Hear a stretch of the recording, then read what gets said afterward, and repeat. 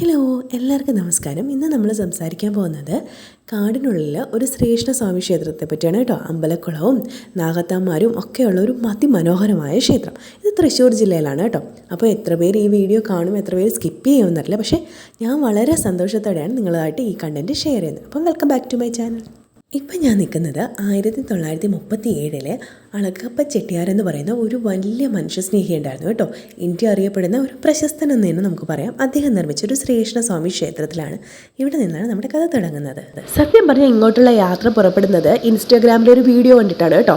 കാടിനുള്ളിലെ ഒരു ക്ഷേത്രം എന്നൊക്കെ ടൈറ്റിലിൽ വന്ന ഒരു ചെറിയ വീഡിയോ ഉണ്ട്. അങ്ങനെ ഞാൻ അളഗപ്പ നഗർ എന്ന് ലൊക്കേഷൻ ഇട്ട് ഇപ്പോൾ എത്തി നിൽക്കുന്നത് അളഗപ്പ ടെക്സ്റ്റൈൽസ് മില്ലിൻ്റെ ഫ്രണ്ടിലാണ്. കുറച്ച് നിരാശ തോന്നി, കാരണം മില്ല് പൂട്ടിയിട്ടേക്കുന്നു, അവിടുത്തെ നിർമ്മിതികളെല്ലാം നശിച്ചു പോയിരിക്കുന്നു. അപ്പോൾ ഞാൻ വിചാരിച്ചു, ദൈവമേ വന്നിട്ട് ആപ്പാട് നിരാശയാകുമോ. അങ്ങനെ പുറകോട്ട് നോക്കുന്ന സമയത്ത് ഒരു വയസ്സായ അപ്പൂപ്പൻ അവിടെ നിന്ന് കച്ചവടം ചെയ്യുന്നുണ്ടായിരുന്നു കേട്ടോ.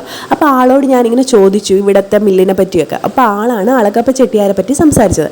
അപ്പോൾ എനിക്ക് കുറച്ചും കൂടി ആകാംക്ഷയായി അളഗപ്പ ചെട്ടിയാരെ പറ്റി അറിയാൻ വേണ്ടി. അങ്ങനെ ഞാൻ ഗൂഗിളിലൊക്കെ സെർച്ച് ചെയ്ത് കുറേ കാര്യങ്ങളൊക്കെ കിട്ടി. പക്ഷേ ഒന്നും അങ്ങ് കംപ്ലീറ്റഡ് ആയിട്ടുള്ള ഡേറ്റാസ് ഒന്നും ഗൂഗിളിലില്ല കേട്ടോ. പിന്നെ ആളുടെ കയ്യിൽ നിന്ന് കിട്ടി, ഞാൻ പറഞ്ഞില്ല ഒരു വയസ്സായ അപ്പൂപ്പനെ കണ്ടുവന്ന്. അപ്പോൾ ആളുടെ കയ്യിൽ നിന്ന് കിട്ടിയ കാര്യങ്ങളൊക്കെ വെച്ചാണ് ഞാൻ നിങ്ങളോട് ഇന്ന് സംസാരിക്കാൻ പോകുന്നത്. പിന്നെ ഈ മില്ലിൻ്റെ അടുത്ത് നിന്ന് ഒരു 500 മീറ്ററോളം മാറിയിട്ടാണ് കേട്ടോ നമ്മുടെ ഈ ശ്രീകൃഷ്ണസ്വാമി ക്ഷേത്രം ഇരിക്കുന്നത്. ഇപ്പം നമ്മൾ കാണുന്നത് അന്ന് മില്ല് സ്ഥാപിക്കുന്ന സമയത്ത് അവിടെ ജോലി ചെയ്തിരുന്ന തൊഴിലാളികളില്ലേ, അവർക്ക് വേണ്ടി വെച്ച് കൊടുത്ത വീടുകളാണ് കേട്ടോ. അതിൽ ഏകദേശം വീടുകൾ നാശമായിട്ട് പോയിട്ടുണ്ടായിരുന്നു, വലിയ വീടുകളാട്ടോ. പിന്നെ ഇടയ്ക്കൊക്കെ റിനോവേഷൻ നടന്നിട്ടുണ്ടോ എന്ന് തോന്നി, കാരണം ഈ വീടിൻ്റെ ബാക്ക് സൈഡിൽ പോയ സമയത്ത് ഇപ്പം നമ്മൾ അലക്കാൻ ഉപയോഗിക്കുന്ന കല്ലുകളില്ലേ, വീടിൻ്റെ പുറത്തൊക്കെ കെട്ടി വെച്ചിരിക്കുന്ന കല്ലുകൾ, അങ്ങനത്തെ കല്ലുകളൊക്കെ ഉണ്ടായിരുന്നു ബാക്ക് സൈഡ്. അപ്പോൾ എനിക്ക് തോന്നുന്നു ഇടയ്ക്ക് റിനോവേഷനൊക്കെ നടന്നിട്ടുണ്ടായിരിക്കാം.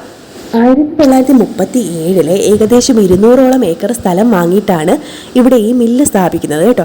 ഈ മില്ല് സ്ഥാപിക്കുന്ന സമയത്ത് അദ്ദേഹത്തിന് വേറൊരു ലക്ഷ്യം കൂടി ഉണ്ടായിരുന്നു. ഈ സ്ഥലത്തെ അദ്ദേഹത്തിനൊന്ന് ഡെവലപ്പാക്കി എടുക്കണമെന്ന്. അങ്ങനെ അദ്ദേഹം അവിടെ ആരാധനാലയങ്ങളും സ്കൂളും കോളേജും പോസ്റ്റ് ഓഫീസ്, മാർക്കറ്റ്, അങ്ങനെ അവിടെയുള്ള ആൾക്കാർക്ക് ആവശ്യമായിട്ടുള്ള എല്ലാ കാര്യങ്ങളും ചെയ്തു കൊടുത്തിട്ടുണ്ടായിരുന്നു. നിങ്ങൾ ഓർക്കണം, 1937 കേട്ടോ. അതായത് നമ്മുടെ ഇന്ത്യ ബ്രിട്ടീഷ് റൂളിങ്ങിലിരിക്കുന്ന സമയത്ത്. അപ്പോൾ അയാൾ ചില്ലറക്കാരനല്ലാതെ നമുക്ക് മനസ്സിലാക്കാമല്ലോ. അതുപോലെ തന്നെ നല്ല വിദ്യാഭ്യാസം നേടിയൊരു വ്യക്തിയാണ് കേട്ടോ. ലിറ്ററേച്ചറിൽ പോസ്റ്റ് ഗ്രാജുവേഷൻ എടുത്തു. അതിനുശേഷം ലണ്ടനിൽ പോയി ലോയിൽ സർട്ടിഫിക്കറ്റ് മേടിക്കുന്നു. തിരിച്ച് കേരളത്തിൽ വന്നിട്ട് പൈലറ്റ് സർട്ടിഫിക്കറ്റ് നേടുന്നു. ആ സമയത്ത് തന്നെ അദ്ദേഹത്തിന് സ്വന്തമായിട്ട് എയർലൈൻസ് ഒക്കെ ഉണ്ടായിരുന്ന ഒരു വ്യക്തിയാണ്. പിന്നെ ഇന്ത്യ സ്വാതന്ത്ര്യം നേടുന്ന സമയത്ത് നമ്മളൊന്ന് ഡള്ളായിട്ട് നിൽക്കുന്ന സമയമാണല്ലോ. ആ സമയത്ത് ഇന്ത്യയുടെ വ്യവസായവും അതുപോലെ തന്നെ ഇന്ത്യയുടെ വിദ്യാഭ്യാസവും ഒക്കെ വികസിക്കുന്നതിന് വേണ്ടി ഒത്തിരി കോൺട്രിബ്യൂഷൻസ് അദ്ദേഹം നൽകിയിട്ടുണ്ട്. ഇന്നും ഇന്ത്യയുടെ പല ഭാഗത്തും അദ്ദേഹത്തിൻ്റെ പേരിൽ കോളേജസും യൂണിവേഴ്സിറ്റീസും ഒക്കെ ഉണ്ട് കേട്ടോ. 1956 ഇന്ത്യ അദ്ദേഹത്തിന് പത്മഭൂഷൺ നൽകി ആദരിക്കുന്നുമുണ്ട്. പക്ഷേ 57 അദ്ദേഹം നമ്മളെല്ലാവരെയും വിട്ടുപോയി.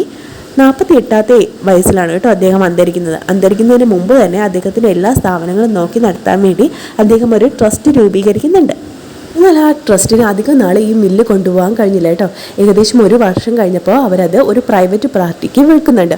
അവർക്കും അത് അധികം നാൾ റൺ ചെയ്യാൻ പറ്റുന്നില്ല. പിന്നെ നമ്മുടെ ഇന്ത്യ സ്വാതന്ത്ര്യം കിട്ടിയ സമയത്ത് ലാൻഡ് ലോയും അങ്ങനെ കുറേ ലോസൊക്കെ വന്നല്ലോ. അങ്ങനെ 1974 ഇന്ത്യ ഗവൺമെൻറ് ഈ മില്ല് ഏറ്റെടുക്കുന്നുണ്ട് കേട്ടോ. ഏകദേശം കൊറോണ സമയം വരെ ഈ മില്ല് റണ്ണിങ്ങിലായിരുന്നു എന്നാണ് അറിയാൻ പറ്റിയത്. അതിനുശേഷം ഇതുവരെ തുറന്നിട്ടില്ല കേട്ടോ. കൊറോണ സമയത്ത് അടച്ച മില്ലാണ്, ഇതുവരെ തുറന്നിട്ടില്ല. പക്ഷേ ഈ വീടുകളൊക്കെ കാണുമ്പോൾ അതിന് മുന്നേ തന്നെ ജനവാസമൊക്കെ ഇല്ലാതെ കിടക്കുവാണെന്ന് തോന്നുന്നു. നമ്മളിത് ഞാൻ പറഞ്ഞല്ലോ, ഒരു വീഡിയോ കണ്ടിട്ടാണ് ഞാൻ ഇങ്ങോട്ട് വരുന്നതെന്ന്. അപ്പം വീഡിയോ കണ്ടിട്ട് വരുന്ന സമയത്ത് എനിക്ക് കുറച്ച് ആശങ്കകളൊക്കെ ഉണ്ടായിരുന്നു കേട്ടോ. കാരണം ഇത് നമുക്ക് പെട്ടെന്ന് അസസ് ചെയ്യാൻ പറ്റുന്ന സ്ഥലത്താണോ എന്നൊക്കെ സംശയമുണ്ട്. കാരണം ഇത്രയും വർഷമായ സ്ഥലം, പൂട്ടിക്കിടക്കുന്ന സ്ഥലം എന്നൊക്കെ പറയുമ്പോൾ നമുക്കറിയാം ഇന്ന് സാമൂഹിക വിരുദ്ധരും അങ്ങനെയൊക്കെ കിടക്കുന്ന സ്ഥലമായിരിക്കും എന്നാണ് വിചാരിച്ചത്. പക്ഷേ അങ്ങനെ ഒരു പ്രശ്നമില്ല, ആർക്കും ഏത് സമയത്തും അങ്ങോട്ട് പോകാൻ പറ്റും. കാരണം റോഡ് അടുത്താണ്, ഒത്തിരി ആൾക്കാർ അതിൻ്റെ ചുറ്റും താമസിക്കുന്നുണ്ട്. നല്ലൊരു സ്ഥലമാണ് കേട്ടോ. ഈ സ്ഥലത്ത് താമസിക്കുന്ന പല ആൾക്കാർക്ക് ഇപ്പോഴും ഇവിടെ ഇങ്ങനെ ഒരു ക്ഷേത്രം ഉണ്ടെന്ന് അറിയില്ല കേട്ടോ. ആമ്പല്ലൂരൊക്കെ താമസിക്കുന്ന ആൾക്കാർക്ക് ഞാൻ പറഞ്ഞില്ലേ, കുറച്ച് കമൻസൊക്കെ കണ്ടപ്പോൾ എനിക്ക് മനസ്സിലായ കാര്യങ്ങളാണ്. പക്ഷേ നിങ്ങളെല്ലാവർക്കും ഈ ക്ഷേത്രത്തിൽ പോകാം. ഇപ്പോഴും നിത്യപൂജകളൊക്കെ നടക്കുന്ന ക്ഷേത്രമാണ്. നല്ല ഭംഗിയുള്ളൊരു ക്ഷേത്രമാണ് കേട്ടോ. പുറത്ത് ആൽമരവും യക്ഷിയമ്പലവും നാഗത്താമാരും ഗണപതിയും പിന്നെ ഒരു അമ്പലക്കുളവും ഒക്കെ ഉള്ളൊരു മനോഹരമായ ക്ഷേത്രമാണ് കേട്ടോ ഇത്. അപ്പോൾ ഞങ്ങൾ എത്തിയത് ഉച്ചയ്ക്കാണ്. ഞാൻ പറഞ്ഞില്ലേ ഞങ്ങൾ കുറച്ച് പേടിച്ചിട്ടാണ് പോകുന്നത്. കാരണം വെച്ചാൽ കാടിനുള്ളിലെന്ന് പറയുമ്പോൾ നമുക്ക് എത്രത്തോളം ഉള്ളിലോട്ട് പോകണമെന്നറിയില്ല, അവിടെ എങ്ങനെയാണ് അതിൻ്റെ അവസ്ഥകളെന്നൊന്നും അറിയില്ല. അതുകൊണ്ട് തന്നെ നമ്മൾ ഉച്ച സമയത്താണ് പോയത്. അപ്പോൾ ക്ഷേത്രം അടച്ചിട്ടിരിക്കുകയായിരുന്നു, കയറി തൊഴാനൊന്നും പറ്റില്ല. പക്ഷേ എന്തായാലും ഞങ്ങൾ വേറൊരു ദിവസം പോകും കേട്ടോ. നല്ല മനോഹരമായ ക്ഷേത്രമാണ്, പോകാൻ പറ്റുന്നവരൊക്കെ പോയി കാണുക. എന്നെ അതിശയിപ്പിച്ചൊരു സംഭവമാണ് കേട്ടോ ഇത്, ഈ ക്ഷേത്രക്കുളം. എനിക്ക് തോന്നുന്നു ഇവിടെ കൽപ്പടവൊക്കെ ഉണ്ട്, ഇപ്പം പൂട്ടിയിട്ടൊക്കെയാണ്. ഇതിനകത്ത് വെള്ളം എന്താ ഇത്രയും വലിയ ചൂടായിട്ട് വറ്റാത്ത, ഇത് വറ്റിയിട്ടില്ല കേട്ടോ. പിന്നെ അടുത്ത് തന്നെ ഒരു പമ്പ് ഹൗസ് എങ്ങാണ്ടുണ്ടെന്ന് തോന്നുന്നു.